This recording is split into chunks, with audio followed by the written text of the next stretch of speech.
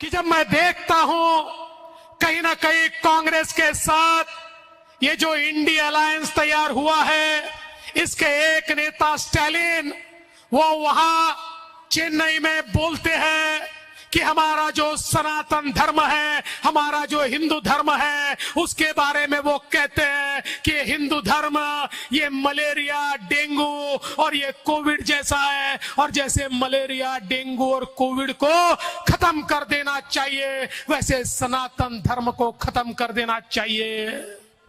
दोस्तों, उसके तुरंत बाद कांग्रेस के अध्यक्ष खरगे जी का बेटा प्रियंक खरगे, जो कर्नाटक का मंत्री है, वो भी कहता है ये सनातन धर्म, ये हिंदू धर्म, ये मलेरिया और डेंगू जैसा है, इसको खत्म कर देना चाहिए। उसके बाद दोस्तों, उत्तर प्रदेश में भी इनका साथी कहता है सनातन धर्म को खत्म कर देना चाहिए। अरे जिस धर्म को और जिस संस्कृति को बचाने के लिए पृथ्वीराज चौहान और महाराणा प्रताप ने अपना बलिदान दिया, आज उस सनातन को समाप्त करने की बात अगर कांग्रेस पार्टी करती है तो मैं राजस्थान वालों को पूछना चाहता हूं कि क्या ऐसी पार्टी को आप सत्ता पर रखोगे?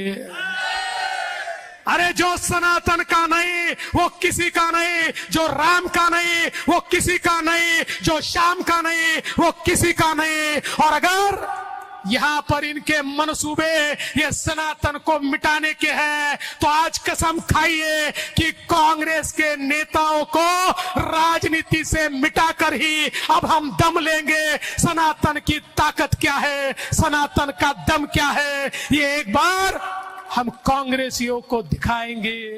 इस देश के अंदर मोदी जी ने एक नए भारत का निर्माण किया है, एक ऐसा भारत जो गरीबों के लिए खड़ा होता है।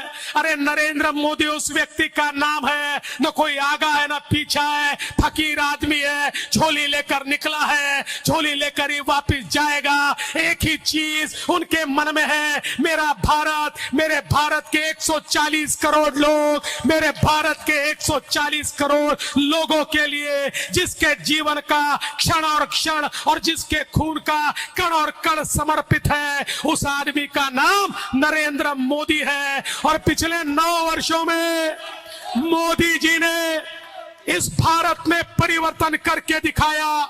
14 करोड़ लोगों को गरीबी से ऊपर लाया, गरीबों को मकान दिए, गरीबों को पानी दिया, गरीबों को गैस दिया, गरीबों को रोजगार दिया। मोदी जी ने गरीबों के जीवन में परिवर्तन लाया। मोदी जी ने सत्ता में आने के बाद एक बात कही थी, न खाऊंगा न खाने दूंगा। और 9 साल में मोदी जी ने व्यवस्था को बदल दिया।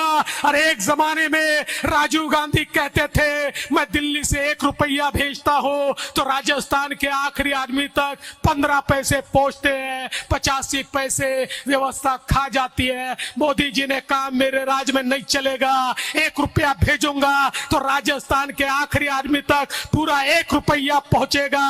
और देखिए क्या आश्चर्य मोदी जी ने कर दिया। अरे दिल्ली से मोदी जी बटन दबाते हैं और किसानों के खातों में पैसा आता है। मोदी जी बटन दबाते हैं, महिलाओं के खातों में पैसा आता है। मोदी जी बटन दबाते हैं, मजदूरों के खातों में पैसा आता है। अब कोई दलाल नहीं, कोई बिचौलिया नहीं, कोई एक पैसा आपका लूट नहीं सकता। ये मोदी जी ने करके दिखाया और देश का पैसा बचा तो देश की अर्थव्यवस्था दुनिया की 5वीं सबसे बड़ी अर्थव्यवस्था बनी, 5वीं सबसे बड़ी। और जब अर्थव्यवस्था बड़ी बनती है तो उसमें रोजगार निर्माण होता है, अर्थव्यवस्था बड़ी होती है, सड़कें बनती है, रेलवे बनती है, पुलिया बनता है, पीने का पानी मिलता है, घर मिलते हैं। अर्थव्यवस्था जब बड़ी होती है तो लोगों के जीवन में परिवर्तन आता है। अब हम 5वें नंबर पर हैं और अब की बार मोदी जी को वोट दोगे तो भारत 3रे नंबर पे पहुंचेगा, 3रे नंबर पे।